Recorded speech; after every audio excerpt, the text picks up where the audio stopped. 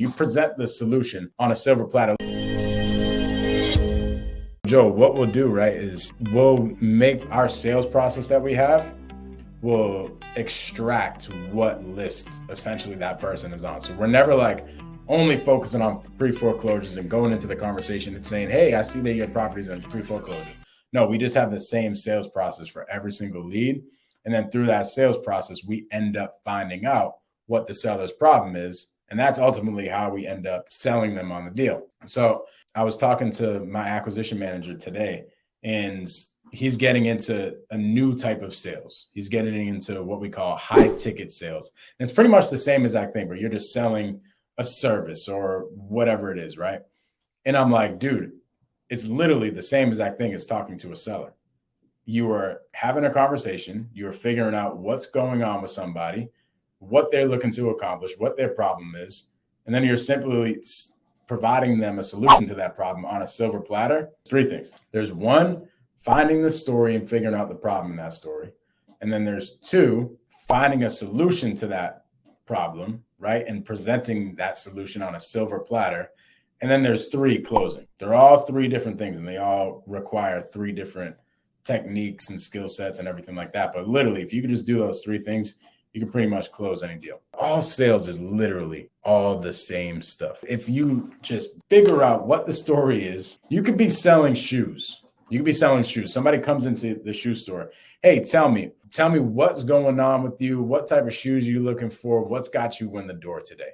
And they start telling you, well, I actually have this wedding that I'm going to 2 weeks. I need a size 10. The suits are blue, so I need a white shoe. I'm saying this because I'm literally in a wedding in a couple of weeks. I'm wearing a blue suit with white shoes.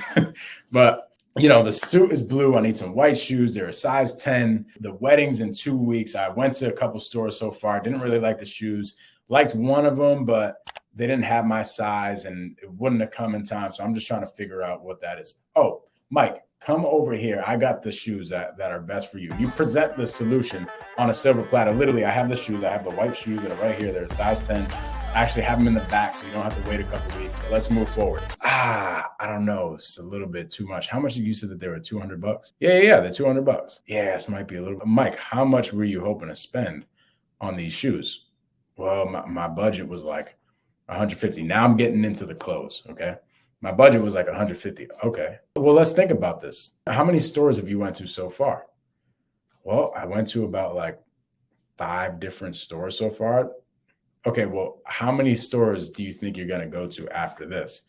Man, to be completely honest with you, I'm kind of done. I'm kind of done shopping at this point. So hear me out, Mike. I know you said your budget is $150, but what's an extra $50? Oh, I guess you're right. Well, let's think about this. Like, really think about it. The extra $50 is going to save you the headache from going to all the other stores, which you said that you're probably not going to go to anyways. And then you'd be shit out of luck with no shoes. That's the close. So I found a situation. I ended up figuring out a solution to the problem. And then I had to close him on that solution because he might have been like, I don't know if I'm ready yet. Okay, that's all sales is in like any industry. The freaking simplest thing if you just follow that. So on the basics, it's qualification, finding the story, overcoming the sales objections and resistance, disqualifying, being the authority figure with the solution, etc. Yes. The last thing that you said, being the authority figure with the solution, that is being a closer.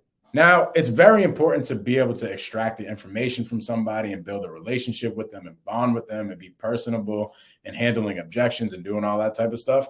That's very, very important. And that's what I call like the foundation of sales. Like once you do that, you can extract an opportunity out of everywhere. And if you can't close it, then you could just send it to somebody else that knows how to close it. And you'll always be able to make money if you have that foundation and skill set. But where you really make your money is where you get people to buy or you get people to sign a contract. That's a different type of skill to have. What that really comes down to is just super confidence and being sold yourself. I would say there's 3 things to being a really killer closer. It's being super confident, for one. It's being comfortable in uncomfortable situations, like asking the uncomfortable questions. Like, for example, just talking about telling somebody, well, hey, what's an extra $50? That's kind of an uncomfortable place to put yourself in. But if you're a closer, you got to put yourself in those uncomfortable situations. Okay.